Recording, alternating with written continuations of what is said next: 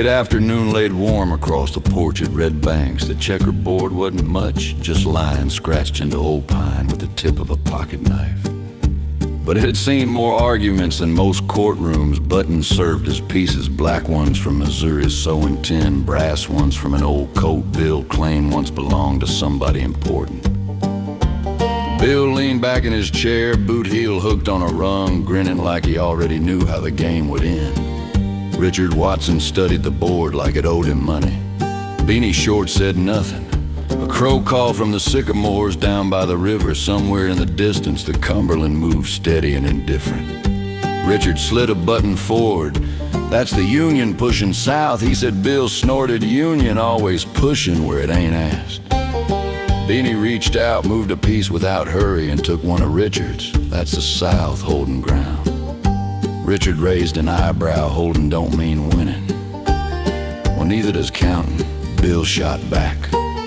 Leaning against the porch rail, chimed in just a stir at Dick Watson's losing either way. Richard didn't look up. Don't call me that. That is your name? Bill said. It ain't the one I answer to. Bill laughed. Sensitive today, ain't we? Richard moved another piece. Just don't care for being reduced. Someone down the lane called out, George, you gonna move or stare at it? Beanie didn't lift his eyes from the board. I hate it when they call me George. Bill grinned. Well, that is your name, ain't it? Beanie finally glanced up calm, measured. Not as far as you know, Bill, that settled that. The river kept moving. Richard cleared his throat. You boys really think the South's got it? Bill leaned forward. Now grit counts for something. So does numbers. Richard replied. South's got pride. Pride don't stop bullets.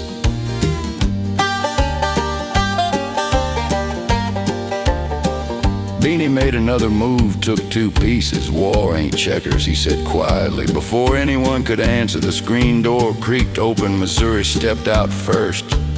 Rebecca followed behind her. Missouri folded her arms and surveyed the porch like a general inspecting troops. I thought you boys was digging us a new outhouse. Silence. Bill cleared his throat. We was discussing strategy. Rebecca tilted her head. You can strategize with a shovel? Bill looked down at the board. Reckon we're in the middle of reconstruction. Missouri didn't smile. Ain't no future in being married to a dead man. She said, old man Williams is paying good money for men to ride logs, money that keeps you home. That landed heavier than any checker move. Beanie looked at her, then really looked. He nodded once. No argument. He stood, brushing dust from his pants. Richard followed. Bill sighed dramatically. Well, there goes the Confederacy. You can defend it after you dig. Rebecca said from down the road came the slow creak of wagon wheels. Ezekiel Cole rolled past with a load of sugar stacked high behind him. He reined in easy. How's Patsy Ann? Missouri asked. Feeling fine last I saw, he answered. He tipped his hat. When Missouri turned slightly toward Rebecca, Ezekiel reached into his coat and poured a thimble of shine for Bill. For medicinal purposes, he muttered. Bill grinned. Beanie cut him a look, one raised eyebrow. Bill straightened. Ezekiel gathered the reins. Don't go up Kettle Creek, he said casually. Why's that? Bill asked. Hard to turn around once you're in too deep. He clicked his tongue and the wagon moved on. The porch settled back into quiet. Beanie picked up the shovel. Richard grabbed the post hole digger. Bill lingered a moment staring at the checkerboard. Then he followed.